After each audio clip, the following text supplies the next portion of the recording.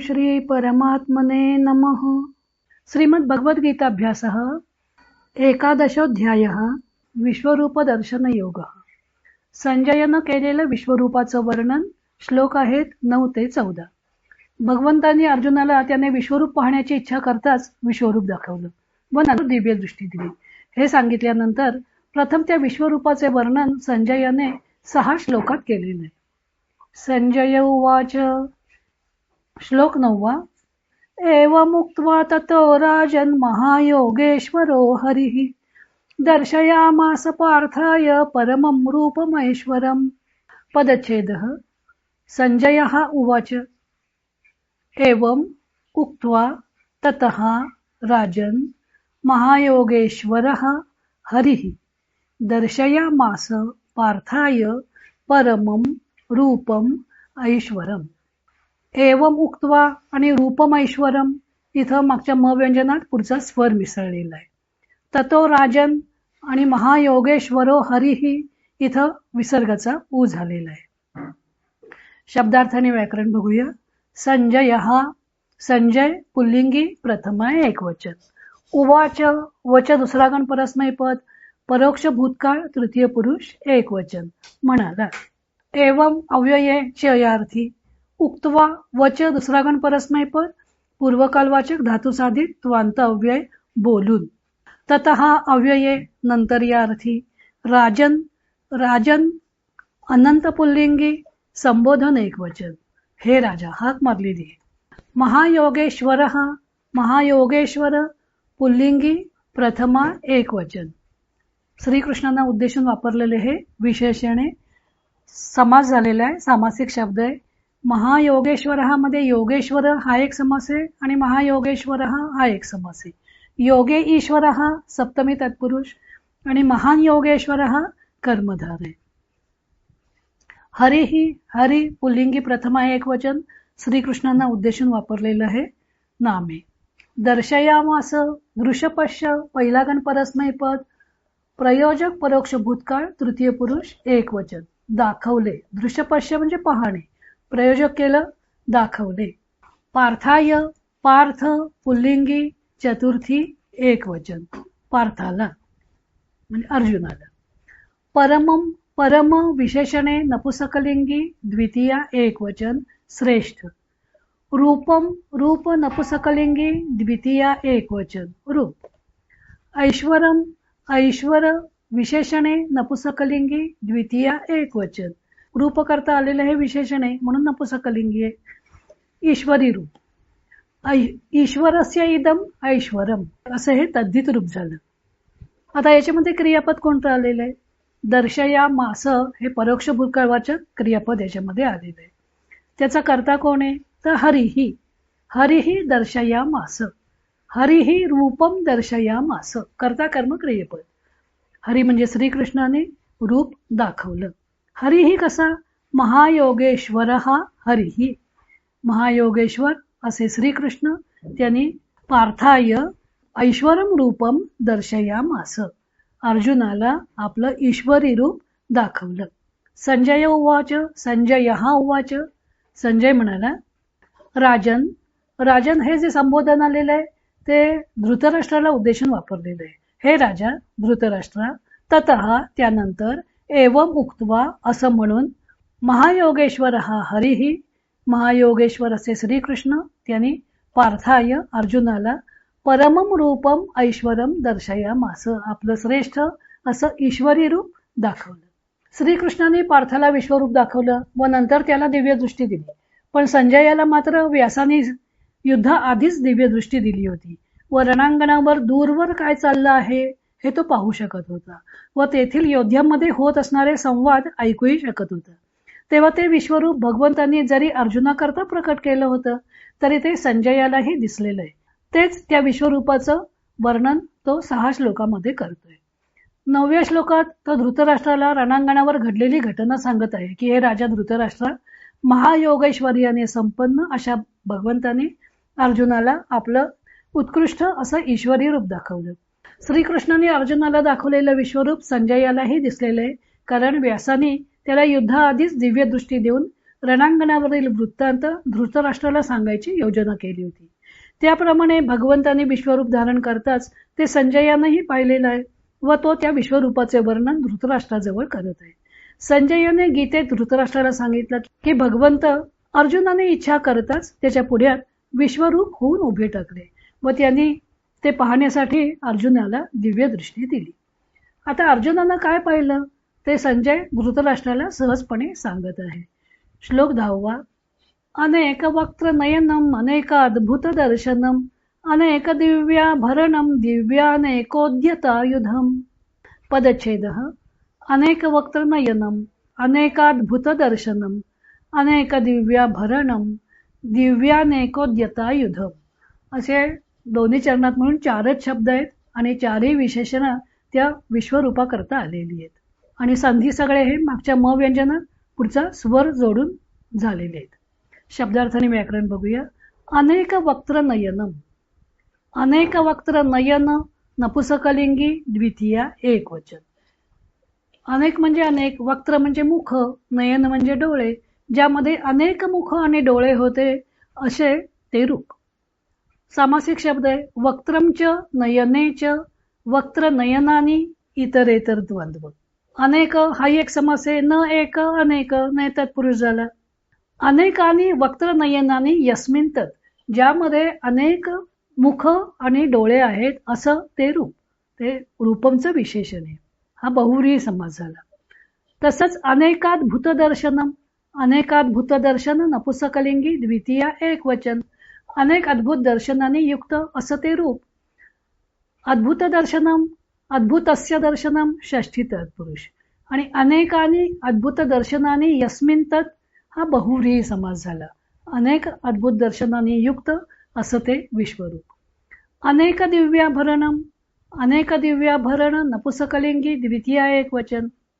अनेक दिव्य आभूषणांनी युक्त असं. दिव्याभरणम दिव्यानी आभरणानी हा झाला कर्मधारय समास. अनेकानी दिव्याभरणानी यस्मिन तत् अनेक दिव्याभरणम हा झाला बहुव्रीही समास. अनेक दिव्य अशा आभरणांनी म्हणजे दागिन्यांनी युक्त असं.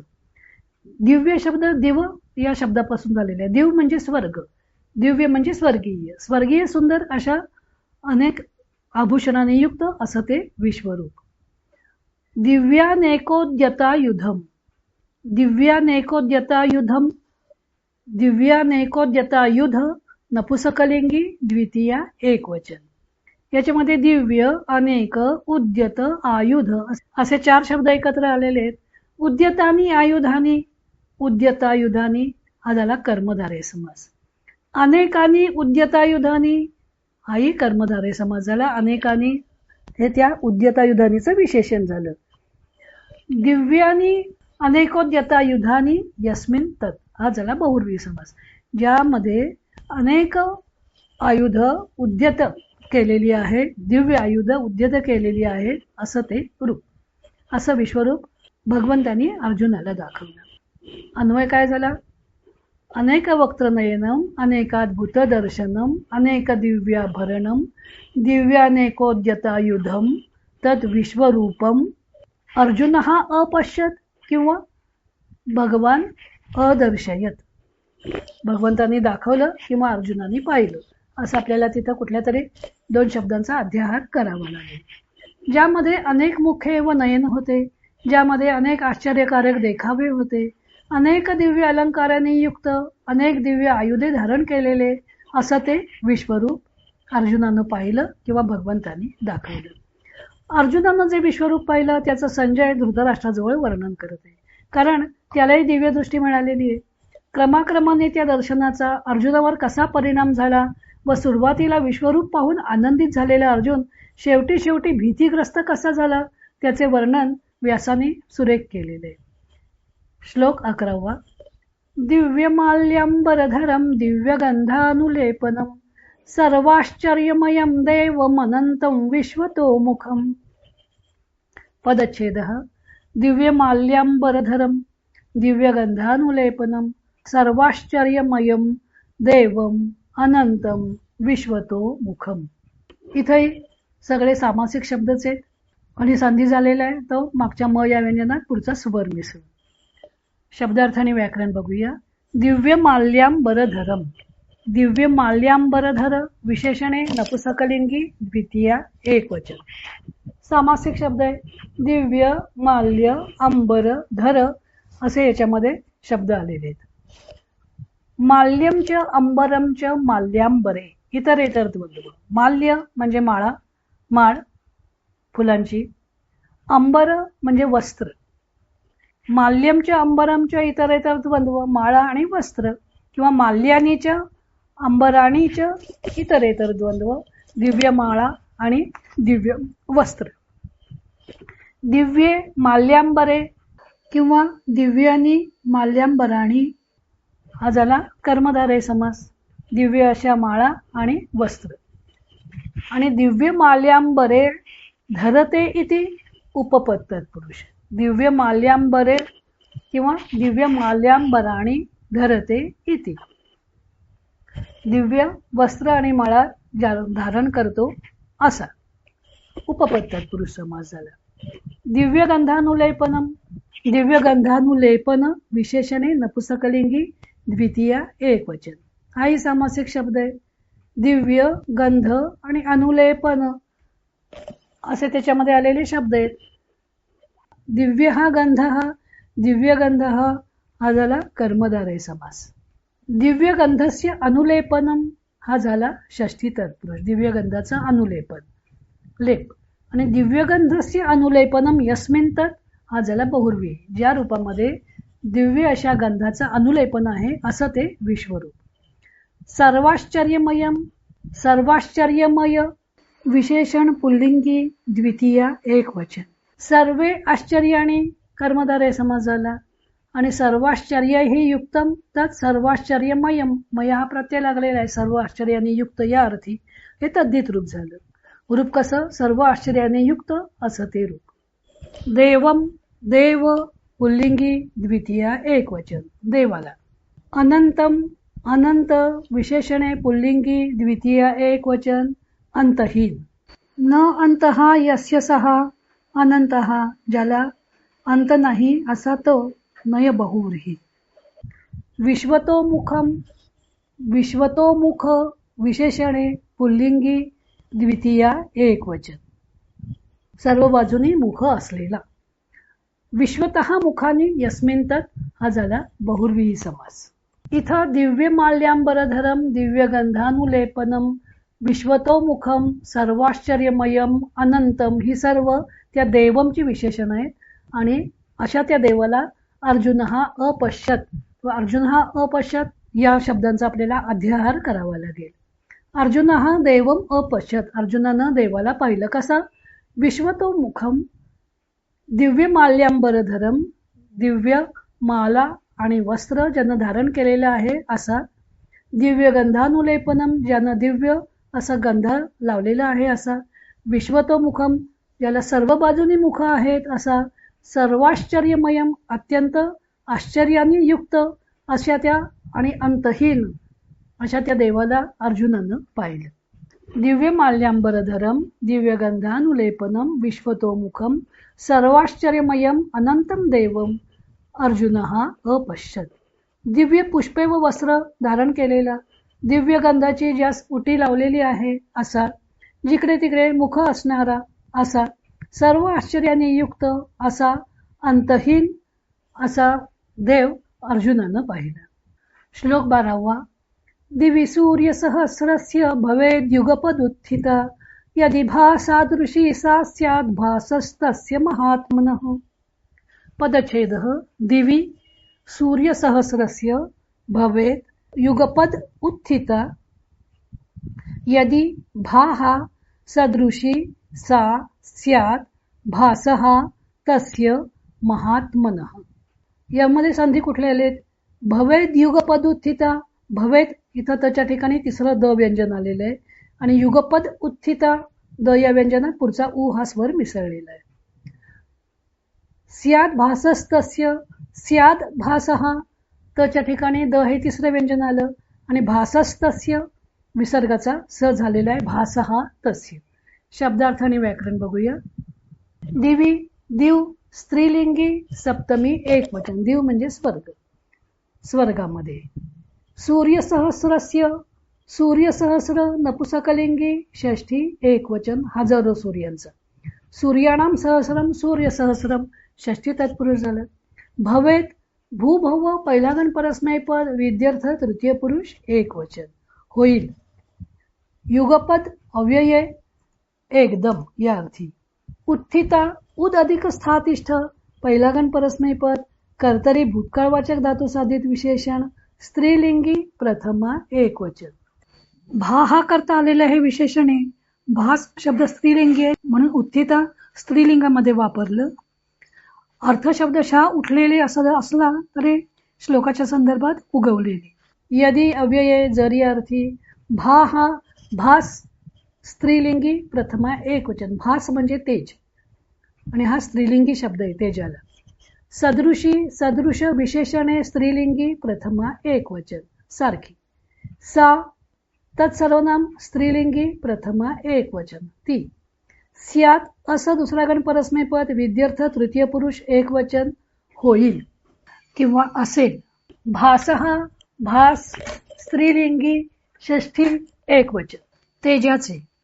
तस्य तत्सर्वनाम पुल्लिंगी षष्ठी एकवचन त्याची. महात्मनः महात्मन अनंत पुल्लिंगी षष्ठी एकवचन महात्म्याचे. आता इथं क्रियापद कुठलं आलेलं आहे? भवेत आणि स्यात अशी दोन क्रियापद आहेत इथं. यदि दिवी जर स्वर्गामध्ये सूर्य सहस्रस्य भाह हजारो सूर्यांचा तेज युगपद एकदम उत्थिता भवेत एकदम उगवेल. तरही तर सा भाहा तर ते तेज तस्य महात्मनः भासहा सदृशी स्यात् त्या महात्म्याच्या तेजाच्या बरोबरीचं होईल. म्हणजे विश्वरूपाचं तेज हे हजारो सूर्यांच्या तेजाच्या बरोबरीचं होतं असं संजय धृतराष्ट्राला सांगतोय.